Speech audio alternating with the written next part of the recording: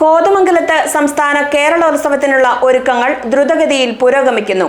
ഈ മാസം 8 മുതൽ 11 വരെയാണ് കേരളോത്സവം സംഘടിപ്പിക്കുന്നത്.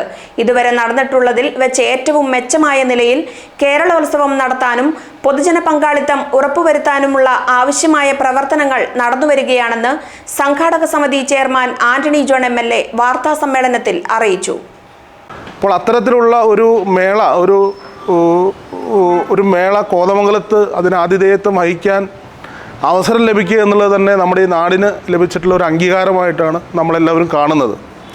അതുകൊണ്ട് തന്നെ ഈ കേരളോത്സവം ഇതുവരെയുള്ള കേരളോത്സവത്തിൻ്റെ ചരിത്രത്തിലെ എല്ലാം നമ്മൾ പരിശോധിക്കുമ്പോൾ എല്ലാ നിലയിലുമുള്ളൊരു മികവ്, അത് സംഘാടന മികവ് കൊണ്ടും മത്സരങ്ങളുടെ നിലവാരം കൊണ്ടും അതോടൊപ്പം തന്നെ പൊതുജനങ്ങളുടെ പങ്കാളിത്തം, ഞാൻ അത് സൂചിപ്പിച്ചതുപോലെ കേരളത്തിലെ കുട്ടികളുടെ സ്കൂൾ കലോത്സവമോ അതോടൊപ്പം തന്നെ സർവകലാശാല തലത്തിലുള്ള കലോത്സവങ്ങളൊക്കെ പരിശോധിച്ചാൽ അതാത് പ്രദേശങ്ങളുടെ പൊതുജനങ്ങളുടെ ഒരു വലിയ പങ്കാളിത്തം അത്തരം മേളകൾക്കൊക്കെ നമുക്ക് ഉറപ്പുവരുത്താൻ വേണ്ടി സാധിച്ചിട്ടുണ്ട്. അപ്പോൾ അതുകൊണ്ട് തന്നെ കോതമംഗലത്ത് നടക്കുന്ന ഈ കേരളോത്സവം ആ നിലയിൽ ഇവിടുത്തെ പൊതുസമൂഹത്തിൻ്റെ കൂടി നല്ലൊരു പങ്കാളിത്തം നമ്മൾ ഉറപ്പുവരുത്താൻ വേണ്ടി തീരുമാനിച്ചിട്ടുണ്ട്. സംസ്ഥാന യുവജന ക്ഷേമ ബോർഡാണ് സംസ്ഥാന കേരളോത്സവത്തിന്റെ സംഘാടകർ. ജില്ലാതല കേരളോത്സവ വിജയികളായ 5000-ലധികം കലാ കായിക പ്രതിഭകൾ മാറ്റൊരുക്കും. ഈ മാസം 8 മുതൽ 11 വരെ കോതമംഗലത്തെ വിവിധ വേദികളിലായി മത്സരങ്ങൾ നടത്തും. ഒരുക്കങ്ങൾ പുരോഗമിക്കുന്നതായി സംഘാടക സമിതി ചെയർമാനായ ആന്റണി ജോൺ MLA പറഞ്ഞു. 59 കലാ മത്സരങ്ങളാണുള്ളത്. 118 കായിക മത്സരങ്ങളും നടത്തും. മത്സരങ്ങൾക്ക് പുറമെ മറ്റു വിവിധ പരിപാടികളും കേരളോത്സവത്തിന്റെ ഭാഗമാകും. പുസ്തകമേള, യുദ്ധവിരുദ്ധ ചിത്ര പ്രദർശനം, ടൂറിസം ഡിജിറ്റൽ എക്സിബിഷൻ എന്നിവയാണ് പ്രധാന പരിപാടികൾ. സംസ്ഥാന കേരളോത്സവത്തിന് വേദിയാകുക എന്നുള്ളത് കോതമംഗലത്തിന് ലഭിച്ച അംഗീകാരമാണെന്ന് MLA പറഞ്ഞു. ഇതുവരെ നടന്നിട്ടുള്ള കേരളോത്സവങ്ങളിൽ ഏറ്റവും മികച്ചതാക്കുവാനാണ് തീരുമാനം. എല്ലാ വിഭാഗം ജനങ്ങളുടെയും സഹകരണം ഉറപ്പാക്കും. കോതമംഗലത്തിന്റെ പെരുമയ്ക്ക് മാറ്റുകൂട്ടുന്നതാവും ഇത്തവണത്തെ കേരളോത്സവം.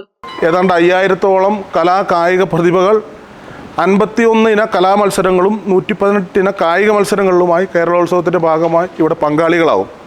അപ്പോൾ സംസ്ഥാനതല കേരളോത്സവത്തിൽ ഏതാണ്ട് 5000-ലേറെ കലാ കായിക പ്രതിഭകൾ വിവിധ ജില്ലകളിൽ നിന്നും മത്സരങ്ങൾ, ഏറ്റവും താഴെ തലങ്ങളിൽ നിന്നുള്ള മത്സരങ്ങളിൽ പങ്കെടുത്ത് സംസ്ഥാന തലത്തിലേക്കുള്ള മത്സരത്തിൽ എത്തിച്ചേരുന്ന ആളുകളാണ്. 12 വേദികളായി നടക്കുന്ന ഈ മത്സരങ്ങൾ അതെല്ലാം തന്നെ നമുക്ക് ജനകീയ പങ്കാളിത്തത്തോടു കൂടി ഉറപ്പുവരുത്തി ആ പ്രവർത്തനങ്ങൾ ഏകോപിപ്പിക്കാൻ വേണ്ടി കഴിയേണ്ടതുണ്ട്. ലഹരിക്കെതിരെയുള്ള പോരാട്ടത്തിന്റെ ഭാഗമാകുക എന്ന പ്രത്യേകതയും കോതമംഗലം കേരളോത്സവത്തിനുണ്ട്. നോ പറയാം മയക്കുമരുന്നിനോട്, ചേർത്ത് പിടിക്കാം നമ്മുടെ നാടിനെ എന്ന സന്ദേശം നൽകുന്നതിനാണ് ശ്രമം.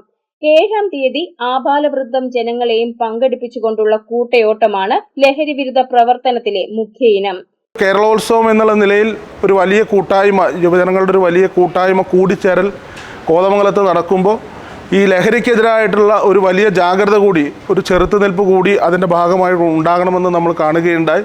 അപ്പോൾ അത്തരമുള്ള ഒരു സന്ദേശം കൂടി വിളിച്ചറിയിച്ചുകൊണ്ടാണ് നമ്മൾ ഇതിൻ്റെ ഉദ്ഘാടനത്തിന് തൊട്ട് മുൻപുള്ള ദിവസം 7-ാം തീയതി 4 മണിക്ക് ഒരു പ്രത്യേകമായി നോ പറയാം മയക്കുമരുന്നിനോട്, ചേർത്ത് പിടിക്കാം നമ്മുടെ നാടിനെ എന്ന ഒരു ക്യാപ്ഷൻ വെച്ചുകൊണ്ട് ഒരു വലിയൊരു ക്യാമ്പയിൻ, ഒരു കൂട്ടയോട്ടം എന്നുള്ള നിലയിലൊരു പ്രോഗ്രാം നമ്മൾ ആദ്യഘട്ടത്തിൽ ക്രമീകരിച്ചിട്ടുണ്ട്.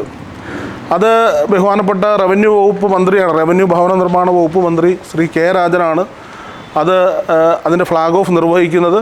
അതോടൊപ്പം തന്നെ ഈ സമൂഹത്തിൻ്റെ വ്യത്യസ്ത മേഖലകളിൽ നിന്നുള്ള യുവജനങ്ങളും വിദ്യാർത്ഥികളും ഒക്കെ അടങ്ങുന്ന ഒരു വലിയ കൂട്ടം തന്നെ അതുമായി ബന്ധപ്പെട്ടുകൊണ്ട് ആ ക്യാമ്പയിനോട് സഹകരിക്കുമെന്ന് തന്നെയാണ് നമ്മൾ പ്രതീക്ഷിക്കുന്നത്. കേരളോത്സവത്തിന്റെ നടത്തിപ്പിനായി ജനറൽ കമ്മിറ്റിയും വിവിധ സബ് കമ്മിറ്റികളും പ്രവർത്തിക്കുന്നുണ്ട്. വിവിധ തലങ്ങളിലുള്ള പ്രചരണ പരിപാടികളും നടന്നുവരികയാണ്. വാർത്താ സമ്മേളനത്തിൽ MLAക്കൊപ്പം യുവജന ക്ഷേമ board vice chairman S. Satheesh, ജില്ലാ youth program officer R. Prajeesha, ജില്ലാ യൂത്ത് കോർഡിനേറ്റർ AR. രഞ്ജിത്ത് എന്നിവരും പങ്കെടുത്തു.